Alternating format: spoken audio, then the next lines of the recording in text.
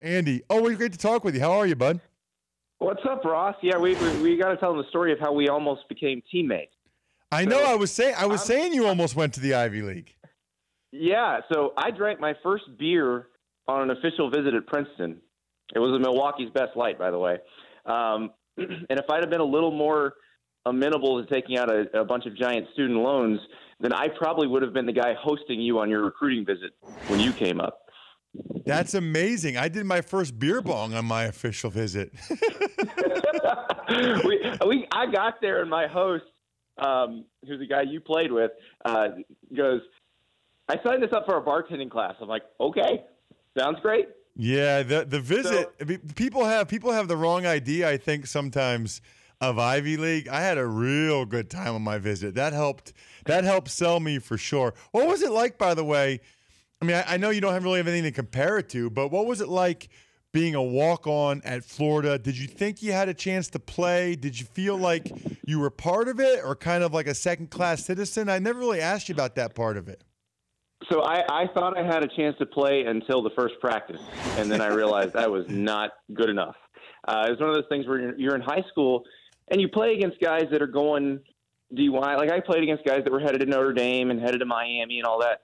And I thought, okay, I did okay against these guys. I should be fine when I get there. But then you realize everybody's like that except a little bit better at a place. Because the team I walked onto won the national title. So you're talking about a bunch of first-rounder type guys, and I was not good enough, not even close. And yeah, but I tell you what, Steve Spurrier's staff, they treat the walk-ons and the scholarship players exactly the same. There was no second-class citizen. Like, if you can play, you can play. So if I'd have been any good, I'd have been playing. That's awesome. I mentioned that I'm going to the Penn State game Saturday, and I know the big game tonight is Ohio State, Indiana. I was curious about this one, Andy, because I follow the Big Ten because I live in Pennsylvania. You know, Penn State beat Ohio State last year and won the conference or whatever.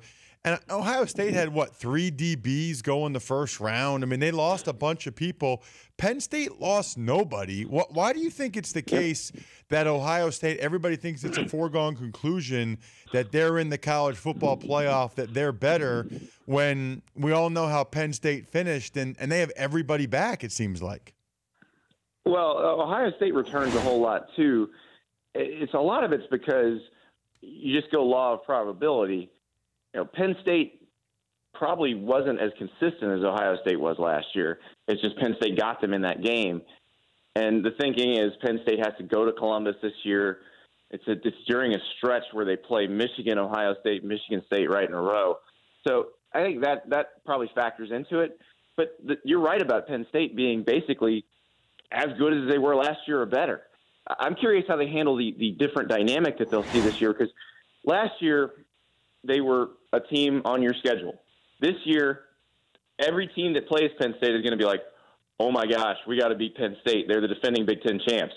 So it's a little different intensity level in each game that they're going to deal with. But I think James Franklin is a very good coach. I've said this for years. Anybody who can win 9 games 2 years in a row at Vanderbilt knows what they're doing. I got a feeling that they're going to be just fine. But the thing is, Urban Meyer's track record is pretty unassailable. So I think it probably comes down to those 2 teams in the Big Ten East, and probably therefore in the Big Ten. But I don't think you can go wrong picking either one at this point. Talking with Andy Staples, he's the college football writer for Sports Illustrated. Speaking of the Big Ten East, there's two games that jump out to me on Saturday: Michigan, Florida, and Alabama against Florida State. I guess let's start with Florida, Michigan. Andy, I got a couple quick ones on that one. What is going on with your alma mater? 10 guys suspended, the leading receiver, the leading runner. I mean, what is going on? And potentially more. You know, the police are investigating right now. The university police are investigating. It's a debit card scam, and the details of it are pretty murky. You hear a bunch of different stories, a bunch of different versions of it. I'll be curious when the police finish investigating to hear what actually happened.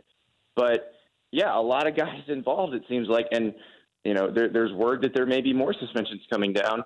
And the thing is, this may not be just this game, because the people who've been suspended have been held out of practice. So it's kind of an indefinite deal, and it's going to get tricky going forward if they don't have Antonio Callaway, if they don't have Jordan Scarlett. They were already going to have some issues because they never really had a quarterback distance himself in the competition. They named Felipe Franks as a starter yesterday. My guess is he was the one they planned to send out first anyway, but I think they named him yesterday because they wanted to be like, hey, look over there. Don't talk about the suspensions. Talk about this. Right. What about, Andy, Michigan? I guess my question with them is, they had 11 guys drafted last year. They had 20-some guys at least get into an NFL camp. I mean, they've been loaded the last couple years, but it doesn't really feel like John Harbaugh and the Wolverines have won a big game. I mean, at what point am I going to see, a guy that's the highest paid coach and everybody talks about how great he is? I guess I just haven't seen it yet at Michigan, at least. He took them when they were 5-7 and won 10 games the next year. That's not very easy to do. They were 1 inch away from beating Ohio State last year and winning the Big Ten East. So I'd say Jim Harbaugh's doing okay.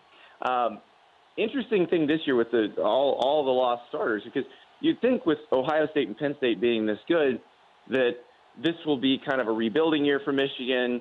And I do think either Ohio State or Penn State's going to win the Big Ten. But I don't think Michigan's going to drop off as much as people think. Because remember, Jim Harbaugh was doing all this with Brady Hoke's recruits. He's now playing primarily with his recruits. These are the guys, when he had it, if he wrote down his vision for the program, this is what I want my defensive end to look like. I want him to look like Rashawn Gary. That's who he got. So I think they're not going to drop off quite as much as people think because the talent level there was already pretty high. And a lot of these guys did play a lot of snaps last year.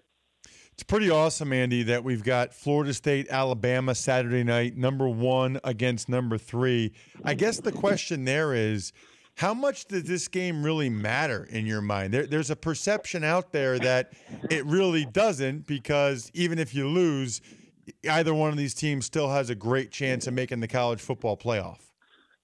It takes away some margin for error, though, because even though Penn State came very close to making the playoff as a 2-loss team last year, we still haven't seen it yet. I'm assuming it will happen at some point. But if you lose this game, it basically means you need to go undefeated the rest of the way. So if you're Florida State and you lose this game, that means you got to beat Miami, NC State, Louisville, Clemson, Florida, and then beat somebody else good in the ACC championship game. That's not easy. Alabama, it would mean you got to beat LSU, you got to beat Auburn, you got to beat, whoever you might see in the SEC championship game. Not easy. So, you can say, it doesn't hurt you if you lose. Well, yeah, it does, because it means you got to go undefeated the rest of the way, probably. And that's not a position that either one of these teams wants to be in. But the thing is, it is such a big chip for the winner. I mean, Ohio State got in the playoff last year because they went to Norman and boat raced Oklahoma. That was the reason they got in the playoff. So my guess is, if there's any sort of doubt at the end of the season about the winner of this game and whether they should make the playoff, winning this game would give them the committee would then give them the benefit of the doubt.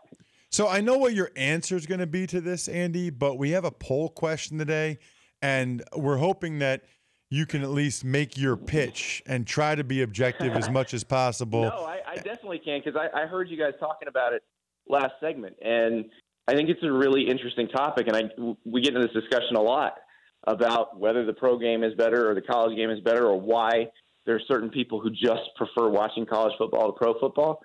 There's a couple reasons. One, I will say, is geographic. If you grew up in the South like I did, you don't feel as big of an attachment to pro teams because there's not really a generational attachment. The Buccaneers came to Tampa 2 years before I was born. Right. So actually, no, I'm sorry. The Bucs started playing a year after I was born. The Falcons were relatively new. The Dolphins were fairly new.